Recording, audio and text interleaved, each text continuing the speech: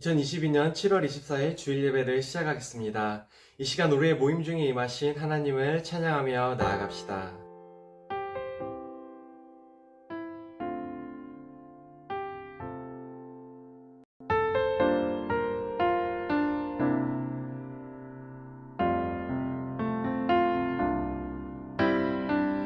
형제의 모습 속에 보이는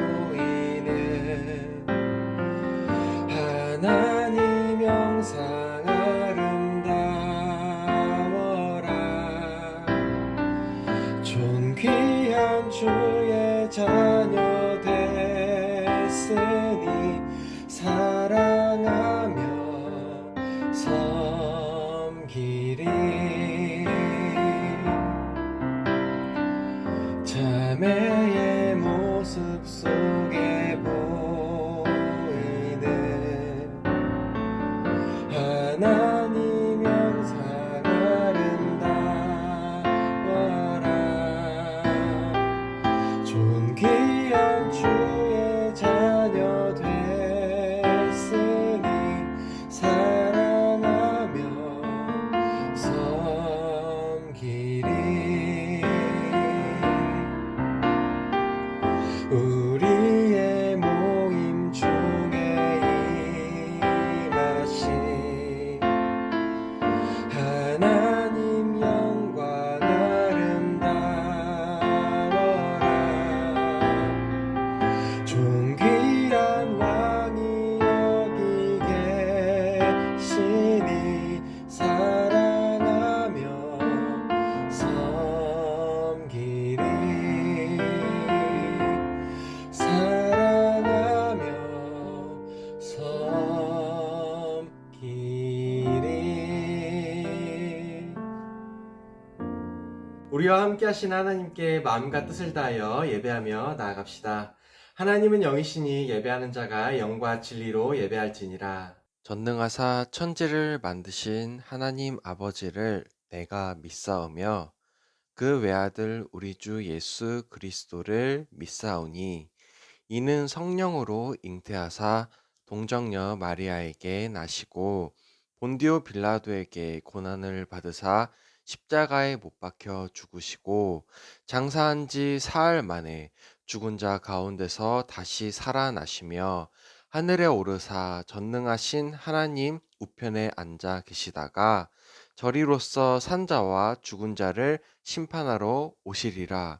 성령을 믿사오며 거룩한 공예와 성도가 서로 교통하는 것과 죄를 사하여 주시는 것과 몸이 다시 사는 것과 영원히 사는 것을 믿사옵나이다. 아멘.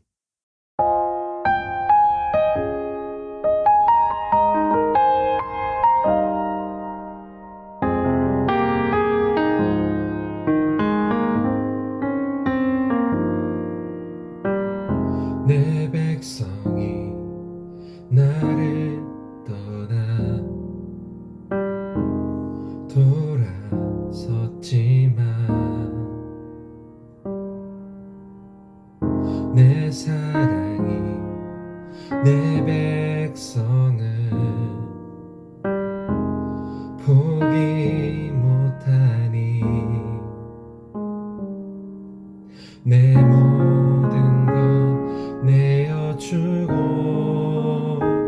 나 그들을 얻으리라. 여호와께 돌아가자. 우린 돌아서도 그는 변치 않네. 여호와께 돌아가자.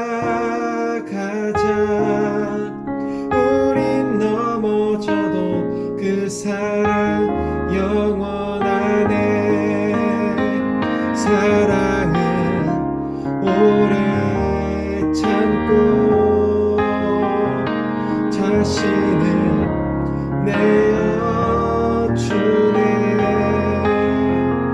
서로 사랑할 때 세상은 주보내. 사랑은 절대 지지 않네. 여호와께 돌아가자. 우린 돌아서도 그는 변치 않네. 여호와께 돌아가자.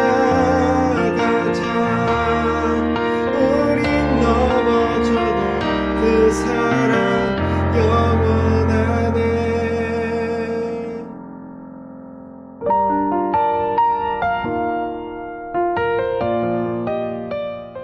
하나님, 1학기가 끝나고 방학을 맞이하게 해주셔서 감사합니다. 각자가 소속된 학년에서 절반을 향해 달려오는 동안 하나님의 도우심이 있었음을 저희가 고백합니다. 이 방학의 시기에 더욱 성장하고 발전할 수 있는 귀한 시간이 되도록 저희와 함께 해주세요. 코로나가 다시 심해지고 있습니다.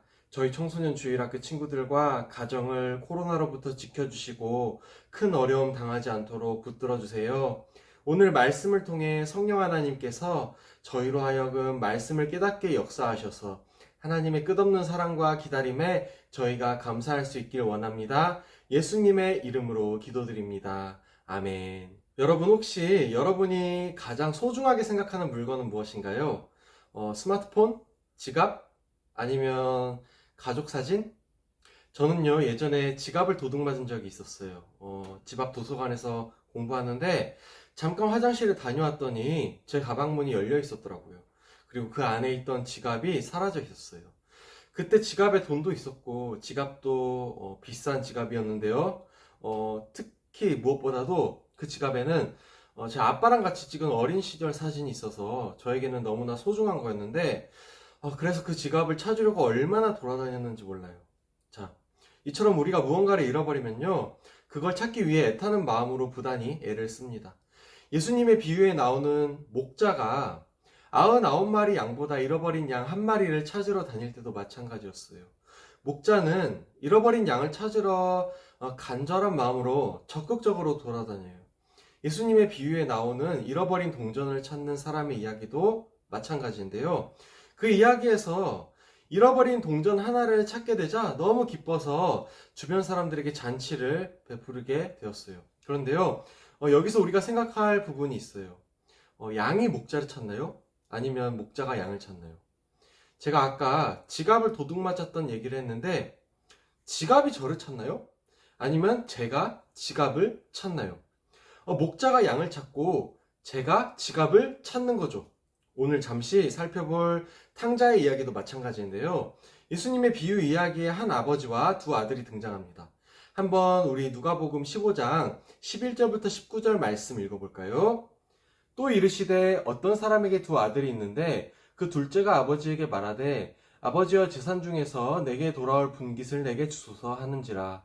아버지가 그 살림을 각각 나눠 주었더니 그 후 며칠이 안 되어 둘째 아들이 재물을 다 모아가지고 먼 나라에 가 거기서 허랑방탕하여 그 재산을 낭비하더니 다 없앤 후 그 나라에 크게 흉년이 들어 그가 비로소 궁핍한지라. 가서 그 나라 백성 중 한 사람에게 붙여 사니 그가 그를 들로 보내어 돼지를 치게 하였는데 그가 돼지 먹는 쥐염 열매로 배를 채우고자 하되 주는 자가 없는지라. 이에 스스로 돌이켜 이르되 내 아버지에게는 양식이 풍족한 품꾼이 얼마나 많은가. 나는 여기서 줄여 죽는구나. 내가 일어나 아버지께 가서 이르기를 아버지, 내가 하늘과 아버지께 죄를 지었사오니 지금부터는 아버지의 아들이라 일컬음을 감당하지 못하겠나이다. 나를 품꾼의 하나로 보소서 하리라 하고. 예수님 당시 문화에서는요, 아버지가 죽으면 보통은 그 아들들이 아버지의 유산을 물려받았어요. 그런데 방금 본문을 보니까요, 둘째 아들이 아버지께 유산을 너무 일찍 요구하고 있는데요. 지금 사회로 치면은 아버지한테 만일을 위해서 생명보험이 들어져 있는데 둘째 아들이 그 보험금이 탐이 나서 아버지 보고 빨리 죽었으면 좋겠다고 협박하는 것과 크게 다르지 않은 거예요. 다시 말해서 여기서 둘째 아들은 아버지와의 부자 관계가 어떻게 되든지에는 전혀 관심이 없고 그저 자신이 누리고 싶은 것을 위해 재산에만 욕심을 부리고 있는 거였어요. 이거는요, 당시 예수님이 계시던 시대의 사회에서 돌에 맞아 죽을 행위였어요. 둘째 아들은 돌에 맞아 죽어도 전혀 이상할 게 없을 정도로 나쁜 말을 하고 있는 거예요. 그러나 아버지는 둘째 아들이 요구한 것을 주었어요. 재미있는 거는요, 아버지는 둘째 아들에게 뿐 아니라 첫째 아들에게도 동시에 유산을 미리 나누어 주었다는 거예요.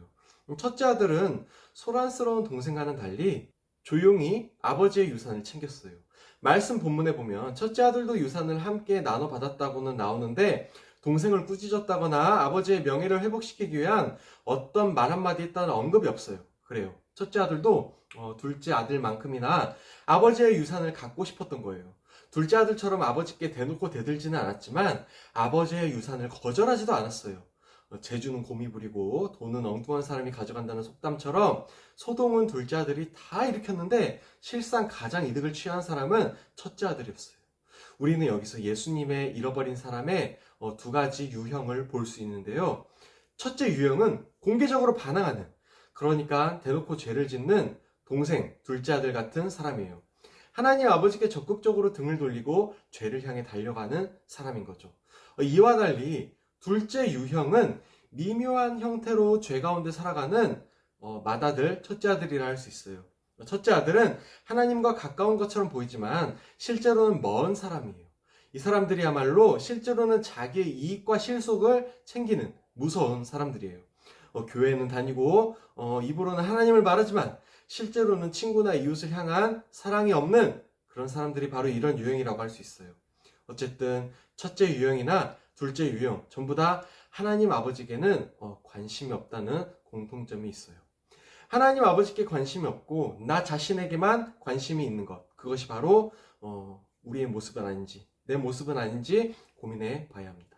이제 우리가 탕자 이야기를 알고 있다시피 둘째 아들은 먼 나라로 가서 방탕한 삶을 살다가 재산을 모두 탕진합니다. 결국 돼지의 먹이를 주워 먹어야 하는 거지가 되었어요. 이 부분은요, 유대인으로서 용납할 수 없는 모습이었어요. 재산을 탕진하는 것보다도 사실 더 심각하게 여겨졌던 거는요, 이방인을 위해서 일하고 게다가 유대인이 당시에 너무나 더럽게 여겼던 돼지를 먹이는 일을 했던 거거든요. 결국 둘째 아들은 재산의 본전은커녕 너무나 비참한 지경에 떨어졌어요. 자, 이제 이야기의 다음에는 아버지가 다시 등장합니다. 둘째, 방탕하고 낭비하는 아버지. 우리 함께 누가복음 15장 20절부터 24절 말씀 함께 읽어볼까요? 이에 일어나서 아버지께로 돌아가니라. 아직도 거리가 먼데 아버지가 그를 보고 측은히 여겨 달려가 목을 안고 입을 맞추니 아들이 이르되 아버지, 내가 하늘과 아버지께 죄를 지었사오니 지금부터는 아버지의 아들이라 일컬음을 감당하지 못하겠나이다 하나 아버지는 종들에게 이르되 제일 좋은 옷을 내어다가 입히고 손에 가락지를 끼우고 발에 신을 신기라. 그리고 살진 송아지를 끌어다가 잡으라. 우리가 먹고 즐기자. 이 내 아들은 죽었다가 다시 살아났으며 내가 잃었다가 다시 얻었노라 하니 그들이 즐거워하더라. 여기 보면은요, 둘째 아들이 갈 데가 없으니까 다시 아버지께 돌아갑니다.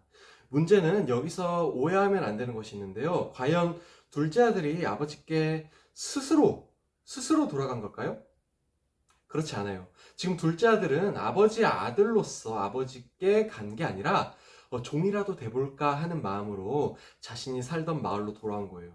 회개한 게 아니라요, 스스로 더 이상 할 수 있는 게 없어서 자기 목숨을 어떻게든 부지해 보려는 모습인 거예요. 그런데요, 여기 본문에 보면요, 아직도 거리가 먼데도 불구하고 아버지가 둘째 아들을 먼저 발견했어요.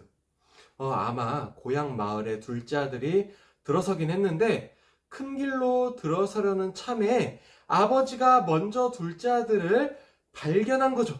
그만큼 아버지는 집에서 나와가지고 둘째 아들이 마을에 다시 돌아오려나 기다렸던 거예요. 둘째 아들이 집을 떠났던 바로 그날부터 줄곧 그렇게 기다리고 지켜봤던 겁니다. 이거 사실 시간 낭비 아닌가요? 둘째 아들이 그렇게 매몰차게 나갔는데 언제 돌아올 줄 알고 기다려요? 그렇게 둘째 아들을 기다리는 아버지의 모습을 보고 사람들이 뭐라고 생각했을까요? 저럴 시간에 첫째 아들이나 잘해주지. 뭐 그러지 않았을까요? 그런데요, 아버지의 사랑은요, 그런 거예요. 아버지의 사랑은 낭비하는 사랑이에요. 아들과 관계가 회복될 수만 있다면 아버지는 그분의 사랑과 시간과 모든 것을 얼마든지 낭비하고 버릴 준비가 되어 있어요. 그래서 둘째 아들을 다시 보고 싶은 마음 때문에 아버지는 집 밖으로 나가고 또 나가서 둘째 아들을 기다린 거예요. 심지어 여기 본문을 보면요, 아버지가 마침내 둘째 아들을 발견하고는 달려갔다고 하고 있어요. 이거는 당시 중동 문화권에서 되게 우습고 망신스러운 모습인데요. 성인 남성이 허겁지겁 달려가는 거는 스스로의 품위를 아주 손상시키는 부끄러운 일로 여겨졌거든요. 그런데 아버지는 체면 따위는 개의치 않고 둘째 아들을 향해 달려갔어요. 아버지가 둘째 아들을 향해 달려갔던 이유는 반가워서도 있지만 또 다른 이유가 있어요. 바로 둘째 아들을 보호하기 위해서였어요.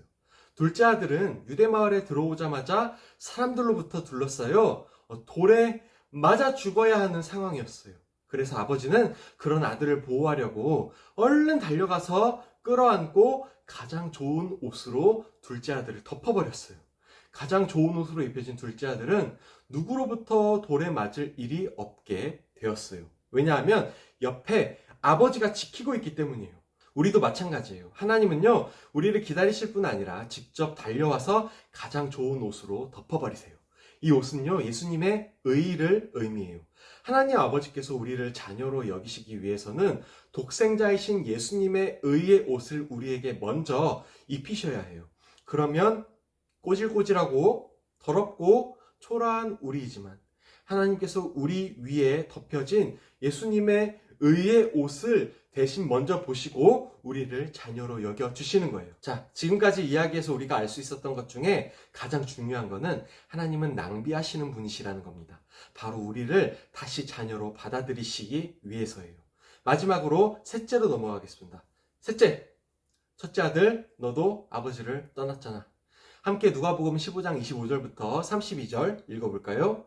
맏아들은 밭에 있다가 돌아와 집에 가까이 왔을 때에 풍악과 춤추는 소리를 듣고 한 종을 불러 이 무슨 일인가 물은데 대답하되 당신의 동생이 돌아왔음에 당신의 아버지가 건강한 그를 다시 맞아들이게 됨으로 인하여 살찐 송아지를 잡았나이다 하니 그가 노하여 들어가고자 하지 아니하거늘 아버지가 나와서 권한대 아버지께 대답하여 이르되 내가 여러 해 아버지를 섬겨 명을 어김이 없거늘 내게는 염소 새끼라도 주어 나와 내 벗으로 즐기게 하신 일이 없더니 아버지의 살림을 창녀들과 함께 삼켜버린 이 아들이 돌아오매 이를 위하여 살찐 송아지를 잡으셨나이다. 아버지가 이르되 너는 항상 나와 함께 있으니 내 것이 다 내 것이로되 이 내 동생은 죽었다가 살아났으며 내가 잃었다가 얻었기로 우리가 즐거워하고 기뻐하는 것이 마땅하다 하니라.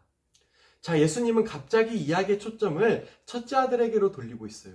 둘째 아들이 집에 돌아왔을 때 첫째 아들은 밭에서 일하고 있었어요. 그리고 집에 동생 때문에 잔치가 벌어진 걸 보고 반가워하기는커녕 분노하고 있어요. 원래 당시 시대에 집에 잔치가 열리면 맏아들은 그 잔치에 합류하는 것이 일반적이었는데요. 그런데 여기서 첫째 아들은 잔치에 들어가지 않았고 오히려 불평하고 있어요. 왜냐하면 참석할 가치가 없는 잔치로 여겼기 때문이에요. 둘째 아들에게 달려갔던 아버지는 이번에는 첫째 아들에게 먼저 다가갑니다. 그리고 동생이 돌아온 걸 축하하자고 첫째 아들을 설득했어요. 그러나 첫째 아들은 아버지 앞에서 이 잔치가 부당하다고 토로하고 있어요. 형이 동생에게 진정한 가족이 되지 못하고 있는 모습이에요. 못나고 괘씸했던 동생은 집으로 돌아와 잔치상을 받고 있는데 그토록 착한 형은 투덜거리며 여전히 밖에 서 있어요.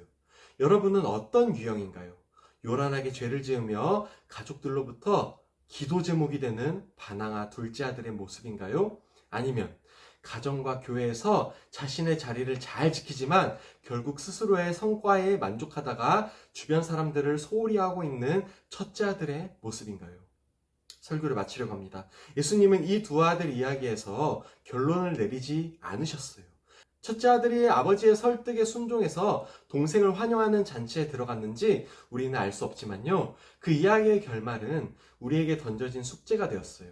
결국 우리는 하나님 아버지와의 관계, 그리고 동시에 바로 옆에 있는 사람과의 관계를 되돌아봐야 해요.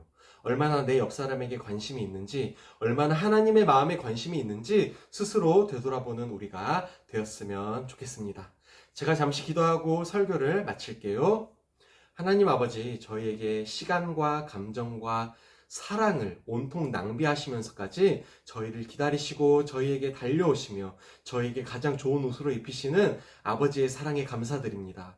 저희가 때로는 죄를 향해 스스로를 망치거나 조용히 자기 자신의 이익만 챙기려 할 때가 있습니다. 그러나 하나님의 무한한 사랑 안에서 저희의 부족함들이 다시 관계 회복으로 하나 되길 원합니다. 특별히 주일학교 친구들 간에 우정이 더욱 자라나게 하시고 서로를 향한 관심과 애정이 주님 안에서 아름답게 피어나길 원합니다. 예수님의 이름으로 기도드립니다. 아멘. 광고 시간입니다. 다음 주 31일 예배는 온라인 예배입니다. 그리고 8월부터 영어 교리반을 우리가 함께 만들어 가보려고 하는데요. 자세한 거는 제가 다시 광고할게요. 그러면 주기도문으로 예배를 마치겠습니다.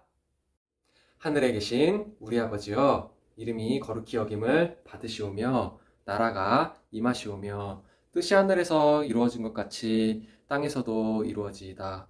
오늘 우리에게 일용할 양식을 주시옵고 우리가 우리에게 죄 지은 자를 사하여 준 것 같이 우리의 죄를 사하여 주시옵고 우리를 시험에 들게 하지 마시옵고 다만 악에서 구하시옵소서. 나라와 권세와 영광이 아버지께 영원히 있사옵나이다. 아멘.